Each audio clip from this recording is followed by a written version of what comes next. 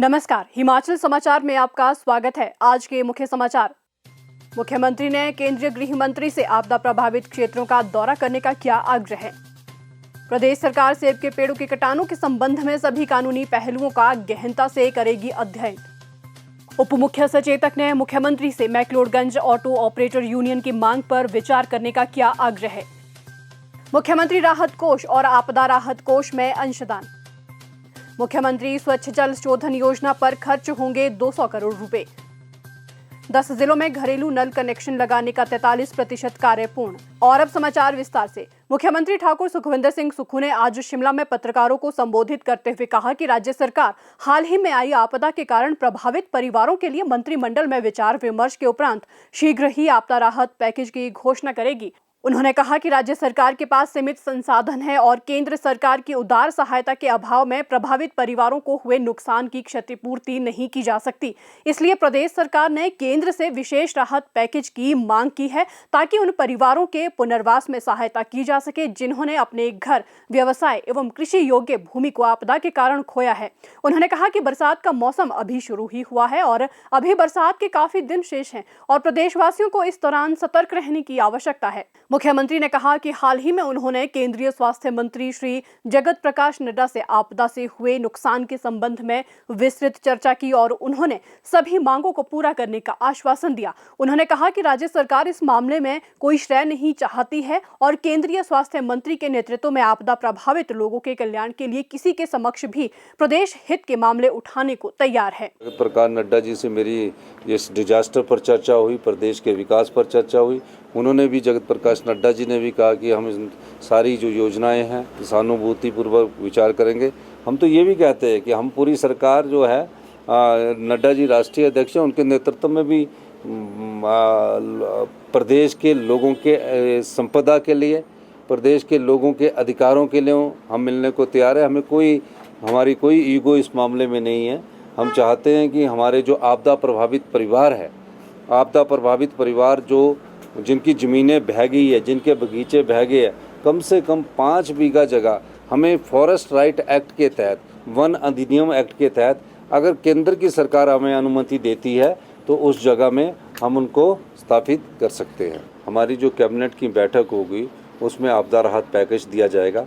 ये तो होगा हमारे जो संसाधन है व्यक्तिगत तौर से, लेकिन एक चीज़ और है कि जो स्पेशल रिलीफ फंड सरकार को डेवलपमेंट कार्य के लिए मिलना चाहिए, वो नियमों और कानूनों के कायदे से थोड़ा सा हटकर ऐसी स्थिति में स्पेशल रिलीफ पैकेज होने चाहिए जिसमें सरकार को अपने द्वारा खर्च करने की अनुमति हो, क्योंकि यहाँ की परिस्थितियों के हिसाब से खर्च करना है। छोटे बागबान हैं जिनके पास, बेचारों के पास लैंड नहीं है, उनको हम चाहते हैं कि किसी तरह अगर सरकारी जगह उनके पास ध्यान में है, सरकारी जो वन भूमि नहीं है, हम उनको लैंड दे देंगे जहाँ वन भूमि नहीं होगी। मैं उनको मकान बनाने के लिए लैंड दे दूँगा। सेंटर से अब आशा है और बड़ा सार्थक उनसे बातचीत हुई है और मैंने उनको बताया कि मंडी ज़िला में हमारा बहुत अत्यधिक नुकसान हुआ है। पूर्व मुख्यमंत्री जयराम ठाकुर जी के एरिया में भी काफ़ी बहुत नुकसान हुआ है। अगर सरकार के संसाधनों को देखा जाए तो वो कम है, लेकिन आप अगर स्पेशल रिलीफ पैकेज देंगे तो हम उसमें तेज़ी से आगे कार्य करेंगे। उन्होंने कहा कि केंद्रीय गृह मंत्री श्री अमित शाह से भेंट के दौरान प्रदेश के आपदा प्रभावित क्षेत्रों का दौरा कर जमीनी हालात का व्यक्तिगत रूप से जायजा लेने का आग्रह किया गया है। मुख्यमंत्री ने कहा कि श्री अमित शाह ने शीघ्र ही प्रभावित क्षेत्रों का दौरा करने का आश्वासन दिया है। एक सवाल के जवाब में मुख्यमंत्री ने कहा कि फलदार सेब पौधों को काटना सही नहीं है और उच्च न्यायालय को सेब के पेड़ों की नीलामी के लिए प्रदेश सरकार को उचित समय देना चाहिए। इस बागवानी के मामले में जो फल से लदे सेब काटे जा रहे हैं, हमारी सरकार उस पक्ष में नहीं है। हमारी सरकार चाहती है कि कम से कम अभी इन पेड़ों को ऑक्शन करने का हमें समय दिया जाए।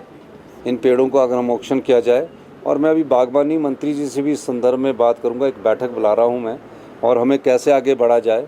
हाई कोर्ट हमारे इस मामले में कुछ सुनने को तैयार नहीं है, तो अब हम देखते हैं कि हमें सुप्रीम कोर्ट कैसे जाना और क्या किन आधार पर जाना, उन सब कानूनी पहलुओं को के बाद ही हम आगे बढ़ेंगे। मुख्यमंत्री ने कहा कि उन्होंने दिल्ली में केंद्रीय सड़क परिवहन और राजमार्ग मंत्री श्री नितिन गडकरी से भेंट के दौरान भुभुजोत टनल परियोजना सहित प्रदेशवासियों को लाभान्वित करने के लिए महत्वपूर्ण अधोसंरचना के निर्माण की परियोजनाओं में तेजी लाने का आग्रह किया है। नितिन गडकरी जी से मैंने कहा कि भुभुजोत टनल की बात है, जिससे कि कुल्लू हमारा बहुत शॉर्ट हो जाएगा। पठानकोट से आने वाले समय में कुल्लू की टनल का भी, उस टनल का फ़ायदा होगा। उसकी उन्होंने DPR कंसल्टेंसी बनाने की बात की। तीसरी बात की मैंने कि जो 4 लेन बन रहे हैं हिमाचल प्रदेश में, इसमें आप लोकल जो इंजीनियर हैं उनसे भी सलाह लीजिए, और जो ये बाहर की कंपनी आती है स्टेट कटिंग करती है, जिससे मकानों को खतरा हो जाता है। और जो मकान ढली में गिरा उसके क्लेम की भी मैंने बात की है, और उन्होंने बोला हम सबको सहानुभूति भी पूर्वक विचार करेंगे।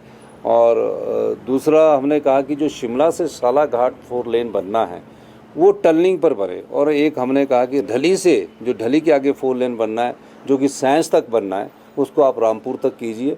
तो उस दृष्टिकोण से भी मैंने उनसे बात की। और नालागढ़ जो पिंजौर वाला रोड है, वो उसमें जल्दी से कॉन्ट्रैक्टर को बोला कि काम पूरा करे, वो कॉन्ट्रैक्टर छोड़ के चला गया। और नालागढ़ से गड़ामोरा तक भी एक टनल प्रपोज करके आगे बढ़ा जाए। मुख्यमंत्री ने कहा कि उन्होंने दिल्ली में 16वें वित्त आयोग के अध्यक्ष श्री अरविंद पनघड़िया से भी भेंट की और प्रदेश की वित्तीय स्थिति को ध्यान में रखते हुए आयोग को राज्य की उदार सहायता करने का आग्रह किया। ऑटो ऑपरेटर यूनियन मैक्लोडगंज धर्मशाला ने मुख्यमंत्री ठाकुर सुखविंदर सिंह सुक्खू से मैक्लोडगंज में ई रिक्शा के स्थान पर पेट्रोल ऑटो रिक्शा चलाने की मांग की है। यूनियन का प्रतिनिधि मंडल उप मुख्य सचेतक श्री केवल सिंह पठानिया की अध्यक्षता में बुधवार सायं मुख्यमंत्री से मिला।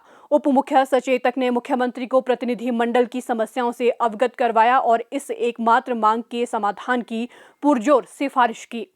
मुख्यमंत्री ने संबंधित विभागों को इस निर्णय की समीक्षा करने और क्षेत्र के ऑटो चालकों को राहत देने के लिए कदम उठाने के निर्देश दिए हैं। कुटलैहड़ विधानसभा क्षेत्र के विधायक श्री विवेक शर्मा द्वारा आज शिमला में क्षेत्र के लोगों की ओर से मुख्यमंत्री ठाकुर सुखविंदर सिंह सुक्खू को मुख्यमंत्री राहत कोष के लिए 8,11,000 रुपए का चेक भेंट किया गया। इसके अतिरिक्त मुख्यमंत्री ठाकुर सुखविंदर सिंह सुक्खू को हिमाचल प्रदेश रियल एस्टेट विनियामक प्राधिकरण के अध्यक्ष श्री RD धीमान द्वारा प्राधिकरण की ओर से 31 लाख रुपए, वर्धमान ग्रुप बद्दी के अध्यक्ष एवं निदेशक श्री इंद्र मोहन सिंह सिद्धू ने 50 लाख रुपए और जिला हमीरपुर निवासी प्रोफेसर सुरेश कुमार द्वारा 1 लाख रुपए का चेक आपदा राहत कोष के लिए भेंट किया गया। मुख्यमंत्री ने कहा कि ये राशि आपदा प्रभावित परिवारों के राहत एवं पुनर्वास कार्यों में सहायक सिद्ध होगी। इस नेक कार्य में सहयोग के लिए मुख्यमंत्री ने सभी दानी सज्जनों का हृदय से आभार व्यक्त किया। मुख्यमंत्री ठाकुर सुखविंदर सिंह सुक्खू के नेतृत्व में सरकार गांव में सुरक्षित और पर्याप्त पानी उपलब्ध करवाने की दिशा में काम कर रही है। 200 करोड़ रुपए की मुख्यमंत्री स्वच्छ जल शोधन योजना के तहत ओजोनेशन, UV फिल्ट्रेशन, RO और नैनो फिल्ट्रेशन जैसी तकनीकों का इस्तेमाल कर लोगों को स्वच्छ जल की आपूर्ति सुनिश्चित की जाएगी। इससे जल जनित बीमारियों में कमी आएगी और जीवन गुणवत्ता में सुधार होगा। इस वित्त वर्ष में कांगड़ा जिला के ज्वालामुखी, जसवां परागपुर और देहरा में 43 करोड़ रुपए की लागत से पेयजल उपचार संयंत्र स्थापित किए जाएंगे। 10 जिलों में 291 योजनाओं में सेंसर आधारित सिस्टम लगाए जा रहे हैं। प्रदेश में 71 जल परीक्षण प्रयोगशालाएं स्थापित की गई हैं। पानी की शुद्धता की जांच के लिए एक राज्य स्तरीय और 14 जिला स्तरीय जल परीक्षण प्रयोगशालाएं स्थापित की जाएगी। न्यू डेवलपमेंट बैंक द्वारा वित्त पोषित हिमाचल प्रदेश ग्रामीण पेयजल उन्नयन परियोजना के तहत सरकार 745 करोड़ रुपए की लागत से 8 जिलों में ग्रामीण क्षेत्रों में 20,663 घरों तक बेहतर पानी की आपूर्ति सुनिश्चित करेगी। हिमाचल प्रदेश ग्रामीण पेयजल उन्नयन एवं आजीविका परियोजना के तहत लगभग 1,062 करोड़ रुपए से 10 जिलों की 2,471 बस्तियों में 79,282 घरेलू नल कनेक्शन लगाने का 43% काम पूरा हो गया है। शहरी क्षेत्रों में भी पेयजल परियोजनाओं को मजबूत किया जा रहा है। 298 करोड़ 87 लाख रुपए की लागत से मंडी, ठियोग, चंबा, हमीरपुर, डलहौजी, पालमपुर जैसे 17 नगरों में पेयजल आपूर्ति परियोजनाओं का कार्य किया जा रहा है। भुंतर, नाहन, ज्वाली, अर्की, निरमंड, जोगिंद्रनगर, शाहपुर, भटियात और करसोग में 167 करोड़ रुपए की पेयजल योजनाओं का निर्माण कार्य शुरू किया जाएगा। स्वच्छ पानी की उपलब्धता और स्वच्छता पर केंद्रित सरकार की नीतियों का उद्देश्य सार्वजनिक स्वास्थ्य क्षेत्र को बेहतर बनाना है ताकि लोगों की सामाजिक और आर्थिक स्थिति में सुधार हो। हिमाचल समाचार देखने के लिए सब्सक्राइब करें यूट्यूब चैनल हिमाचल समाचार, लाइक करें Facebook page information and public relations department Himachal Pradesh और CMO हिमाचल। फॉलो करें @DPRHP और CMO हिमाचल। फॉलो करें इंस्टाग्राम @DIPR हिमाचल और CMO हिमाचल। विजिट करें वेबसाइट www.himachalpr.gov.in। इस अंक में इतना ही। कल फिर होगी मुलाकात। दीजिए इजाजत। नमस्कार।